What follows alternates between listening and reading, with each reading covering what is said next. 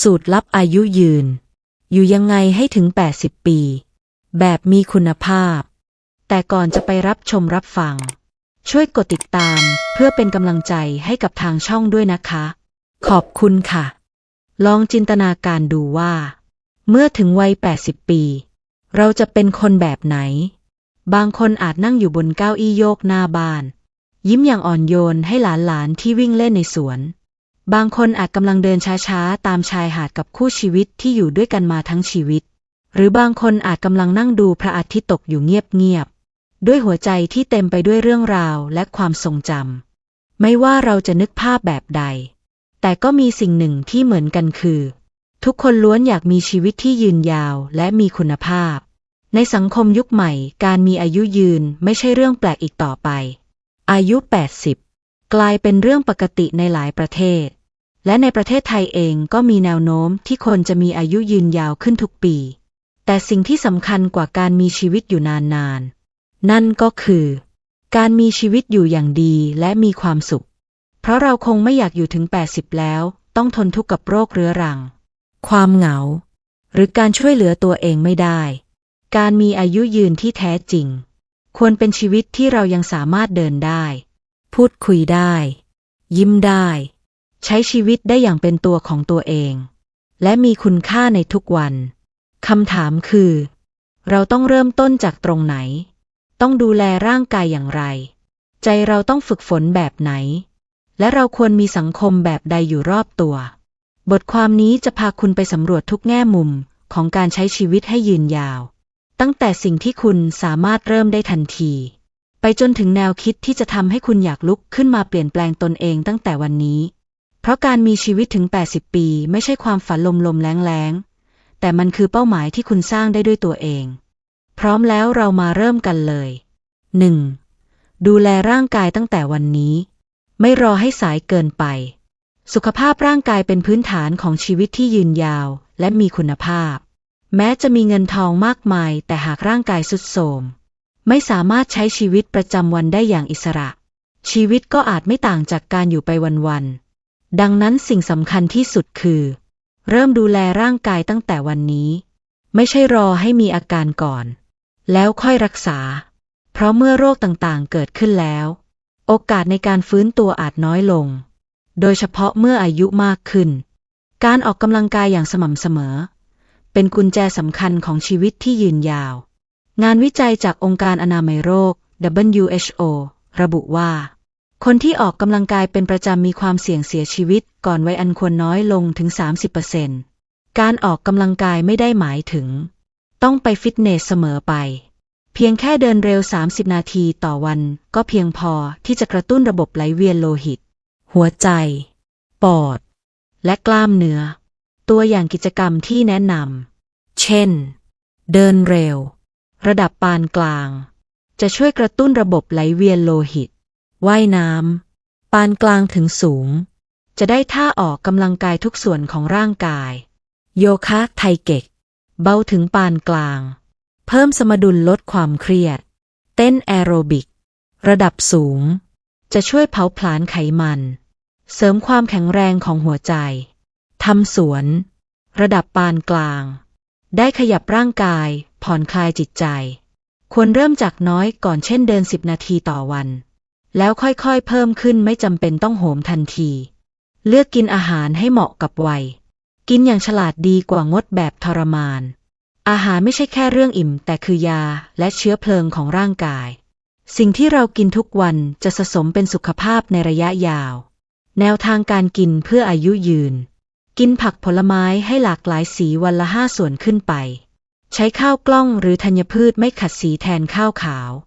เลือกโปรตีนจากปลาไข่เต้าหู้แทนเนื้อสัตว์ติดมันลดน้ำตาล6 ช้อนชาต่อวันลดโซเดียมเกลือซอสบะหมี่กึ่งสำเร็จรูปเพราะทำให้ความดันสูงดื่มน้ำเปล่าให้เพียงพอประมาณ 6-8 แก้วต่อวันงานวิจัยจากประเทศญี่ปุ่นพบว่าคนที่กินอาหารแบบดั้งเดิมเช่นปลาย่างข้าวกล้องผักโดงและซุปมิโซะมีอายุเฉลี่ยยืนกว่าประเทศอื่นๆทั่วโลกเพราะมีการอักเสบภายในร่างกายน้อยตรวจสุขภาพประจำปี รู้ก่อนรักษาทันไม่ต้องเสียใจทีหลังอายุยิ่งมากยิ่งต้องระวังโรคเรื้อรังเช่นเบาหวานความดันมะเร็งไขมันในเลือดสูงการตรวจสุขภาพไม่ใช่แค่รู้ตัว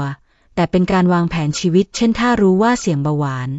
จะสามารถปรับอาหารและออกกำลังกายก่อนจะเป็นจริงอย่าคิดว่ายังไม่ป่วยก็ไม่ต้องตรวจเพราะหลายโรคเช่นมะเร็งลำไส้หรือเบาหวานชนิดที่2มักไม่แสดงอาการจนสายเกินไปตัวอย่างการตรวจที่แนะนำตามช่วงวัย40ปีขึ้นไปตรวจน้ำตาลในเลือดความดันไขมัน50ปีขึ้นไปมะเร็งเต้านมสตรีมะเร็งต่อมลูกหมากชายตรวจลำไส้ใหญ่60ปีขึ้นไปตรวจการมองเห็นการได้ยินความหนาแน่นกระดูกควรจดบันทึกผลตรวจไว้ทุกปีเพื่อเปรียบเทียบและดูแนวโน้มสุขภาพพักผ่อนให้เพียงพอฟื้นฟูร่างกายจากภายในขณะนอนหลับร่างกายจะซ่อมแซมเซลล์ที่สึกหรอและปรับสมดุลฮอร์โมนต่างๆการนอนไม่พอทำให้ระบบภูมิคุ้มกันอ่อนแอเสี่ยงต่อไข้หวัดโรคเรื้อรังและน้ำหนักขึ้นแนวทางการนอนที่ดีนอนให้ได้ 7-9 ชั่วโมงต่อคืนเข้านอนและตื่นในเวลาเดิมทุกวันแม้วันหยุดปรับห้องนอนให้มืดเย็นและเงียบงดกาแฟหลังบ่าย3และไม่เล่นมือถือก่อนนอนการดูแลร่างกายเป็นเหมือนการลงทุนระยะยาวหากเราลงทุนตั้งแต่วันนี้ผลตอบแทนคือสุขภาพแข็งแรงความสามารถในการใช้ชีวิตอย่างอิสระและอายุที่ยืนยาวอย่างมีคุณภาพสุขภาพที่ดีไม่มีขายอยากได้ต้องสร้างเองและเราทุกคนก็เริ่มได้ทันทีไม่ว่าอายุเท่าไหร่ 2. จัดการความเครียดให้เป็นอย่าปล่อยให้ใจป่วยก่อนกายแม้ร่างกายจะแข็งแรงเพียงใดแต่ถ้าหัวใจเต็มไปด้วยความเครียดความวิตกกังวลและอารมณ์ลบสุขภาพโดยรวมก็จะทรุดลงโดยไม่รู้ตัวความเครียดสะสมเป็นภัยเงียบที่ทำร้ายเราอย่างต่อเนื่องโดยเฉพาะเมื่ออายุเพิ่มขึ้นร่างกายจะตอบสนองต่อความเครียดได้น้อยลงทำให้ระบบภูมิคุ้มกันลดลงฮอร์โมนเสียสมดุลและเสี่ยงต่อโรคเรื้อรังหลายชนิดความเครียดมีผลต่อร่างกายอย่างไรเมื่อเกิดความเครียดร่างกายจะหลั่งฮอร์โมนที่ชื่อว่าคอร์ติซอลออกมาในปริมาณมากซึ่งในระยะสั้นอาจช่วยให้เรารับมือกับปัญหาได้แต่หากหลั่งมากเกินไปเป็นเวลานานจะส่งผลเสียมากมายเช่นความดันโลหิตสูงน้ำตาลในเลือดสูงเสี่ยงเบาหวานนอนไม่หลับเรื้อรังน้ำหนักขึ้นโดยเฉพาะรอบเอวระบบภูมิคุ้มกันอ่อนแอซึมเศร้าหรือวิตกกังวลผลทางจิตใจสมาธิสั้นอารมณ์แปรปรวนขาดความสุขในชีวิตประจำวันงานวิจัยจาก Harvard University พบว่าความเครียดเรื้อรังมีความสัมพันธ์กับโรคหัวใจมะเร็งบางชนิดและอายุขัยที่สั้นลงรู้ทันความเครียดเรียนรู้สัญญาณเตือนก่อนสายเกินไปหลายคนเครียดโดยไม่รู้ตัวเพราะเคยชินกับความรู้สึกเหล่านั้นลองถามตัวเองว่ามีอาการเหล่านี้หรือไม่เช่นปวดหัวเรื้อรังจะวิตกกังวลตลอดเวลาใจสั่นแน่นหน้าอกหงุดหงิดง่ายท้องอืดแน่นท้องซึมเศร้าหรือหมดแรงใจนอนไม่หลับขาดสมาธิถ้ามีมากกว่า2 ข้อขึ้นไปอาจต้องเริ่มหาวิธีจัดการความเครียดอย่างจริงจังวิธีจัดการความเครียดให้ได้ผลจริง 1. หายใจลึกๆและฝึกสมาธิการหายใจลึกๆช่วยกระตุ้นระบบประสาทพาราซิมพาเทกระบบผ่อนคลายฝึกสมาธิวันละ 5-10 นาทีเช่นนั่งนิ่งๆหลับตาหรือฟังเสียงธรรมชาติแอปแนะนำ Insight Timer com หรือ YouTube เสียงฝนน่าลำธาร 2. เขียนบันทึกความรู้สึกการเขียนสิ่งที่อัดอั้นออกมาช่วยให้สมองจัดการอารมณ์ได้ดีขึ้นไม่ต้องเขียนสวยหรือเป็นเรื่องเป็นราวแค่เขียนให้โล่ง 3. คุยกับใครสักคน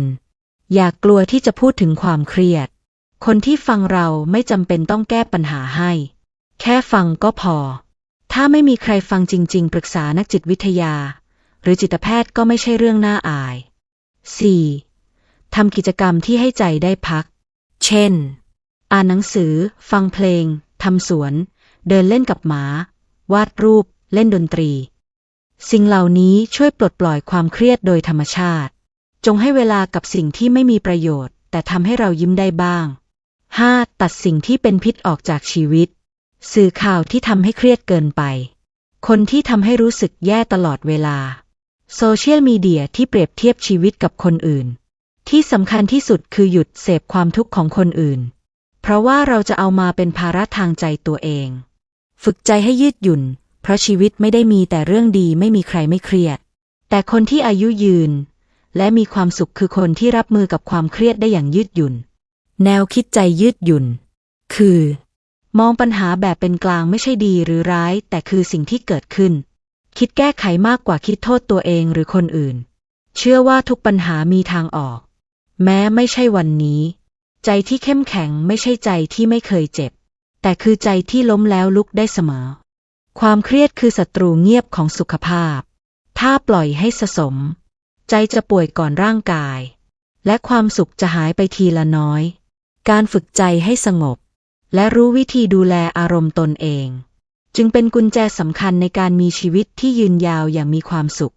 อายุยืนไม่ใช่แค่ร่างกายต้องดีแต่ใจต้องยิ้มได้ทุกวันด้วย 3. มีสังคมดีๆรายล้อมชีวิตที่ยืนยาวและมีความสุขไม่ได้เกิดจากสุขภาพกายอย่างเดียวแต่สุขภาพทางสังคมหรือคุณภาพของความสัมพันธ์กับคนรอบตัวก็มีบทบาทสำคัญอย่างมาก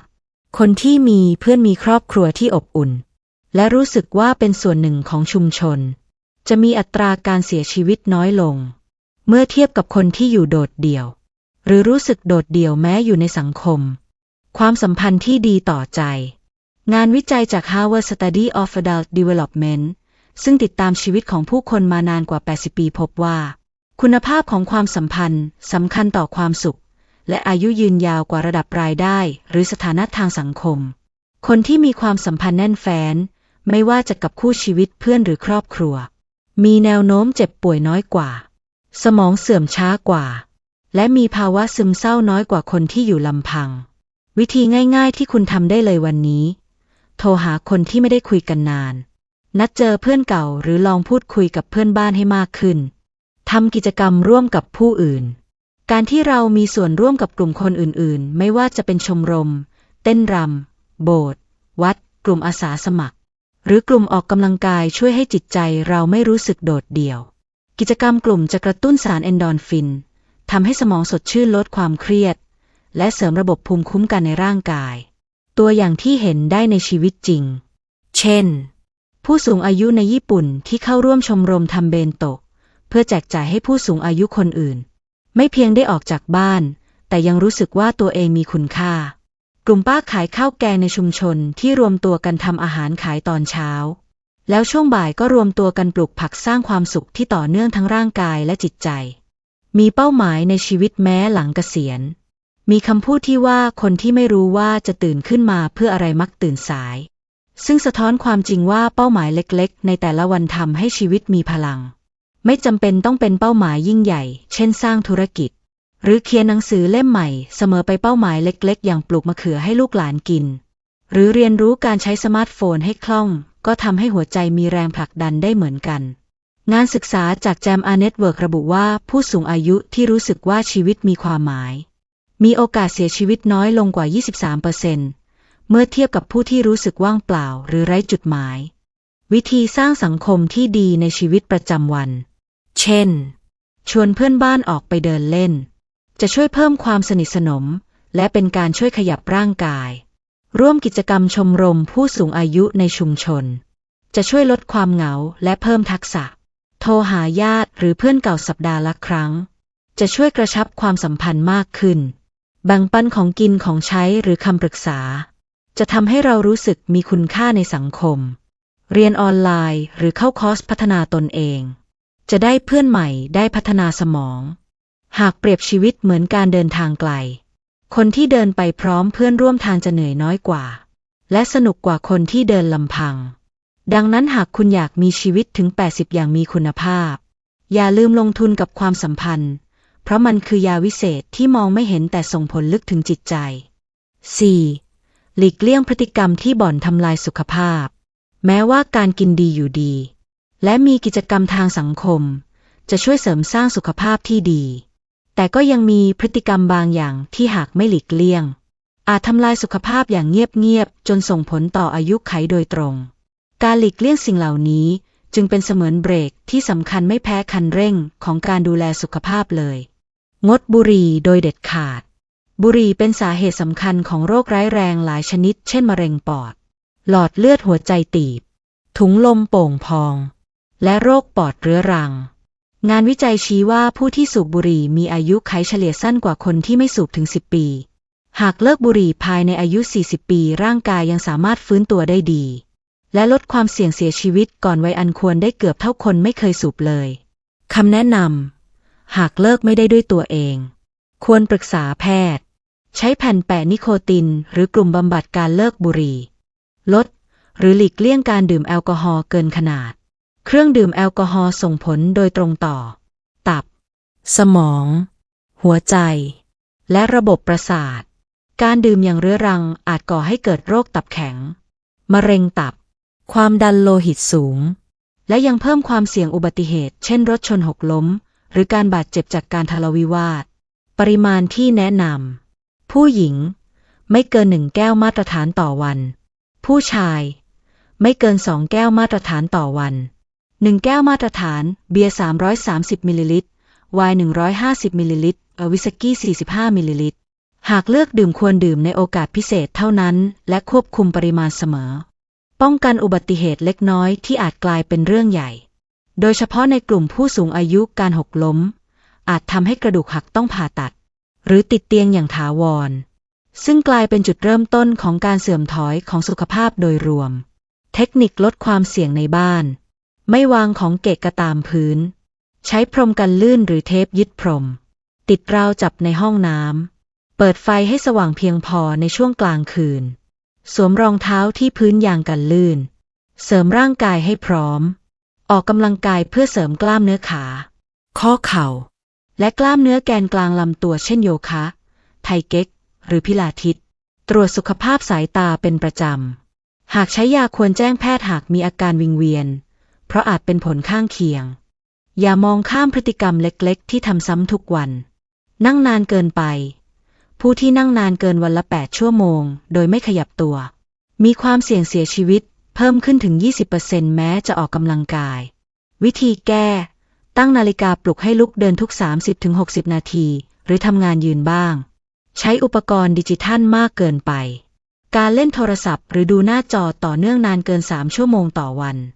อาจรบกวนการนอนลดประสิทธิภาพสมองและก่อให้เกิดภาวะซึมเศร้ากินอาหารตอนดึกเป็นประจำการกินก่อนนอนรบกวนการย่อยอาหารเพิ่มความเสี่ยงโรคกรดไหลย้อนและน้ำหนักเกินละเลยสุขภาพช่องปากเปิดทางให้โรคร้ายฟันผุเหงือกอักเสบหรือการติดเชื้อในช่องปากล้วนมีผลต่อสุขภาพร่างกายโดยรวมการอักเสบในช่องปากที่เรื้อรังเชื่อมโยงกับโรคหัวใจและเบาหวานคำแนะนำแปรงฟันอย่างน้อยวันละ2 ครั้งใช้ไหมขัดฟันและตรวจสุขภาพช่องปากทุก6 เดือนสุขภาพดีไม่ใช่แค่การทำอะไรเพิ่มแต่คือการเลิกทำในสิ่งที่บั่นทอนชีวิตด้วยการหลีกเลี่ยงพฤติกรรมเสี่ยงเป็นเหมือนการยืดอายุให้กับตัวเราเองแบบเงียบๆแต่ได้ผลจริงไม่ว่าจะเป็นการเลิกบุหรี่ลดแอลกอฮอล์หลีกเลี่ยงการหกล้มหรือแม้แต่การไม่นั่งติดหน้าจอทั้งวันล้วนมีผลกับสุขภาพแบบสะสมในระยะยาว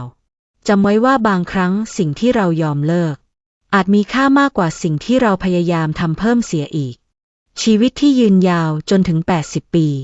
หรือมากกว่านั้นไม่ใช่แค่เรื่องของการมีตัวเลขในสมุดทะเบียนบ้านเพิ่มขึ้นทุกปีแต่คือการมีชีวิตที่มีคุณภาพมีสุขภาพที่ดีไม่เป็นภาระคนอื่นใช้ชีวิตได้ด้วยตัวเองและที่สำคัญคือยังสามารถยิ้มหัวเราะ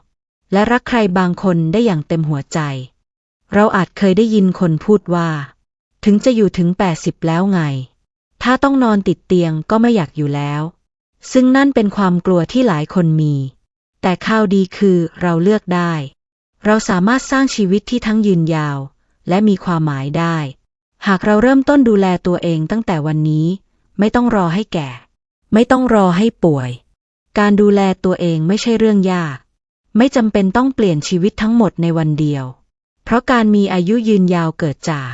พฤติกรรมเล็กๆที่ทำอย่างต่อเนื่อง เช่นการตื่นมาเดิน15 นาที การกินข้าวเย็นเบาลง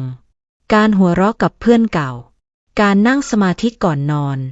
หรือแม้แต่การเลือกไม่เปิดโทรทัศน์ข่าวร้ายตลอดวัน สิ่งเล็กๆเหล่านี้รวมกันกลายเป็นชีวิตที่เปี่ยมสุขและยั่งยืน นอกจากสุขภาพกายและใจแล้ว ความสัมพันธ์กับคนรอบตัวก็เป็นหัวใจสำคัญ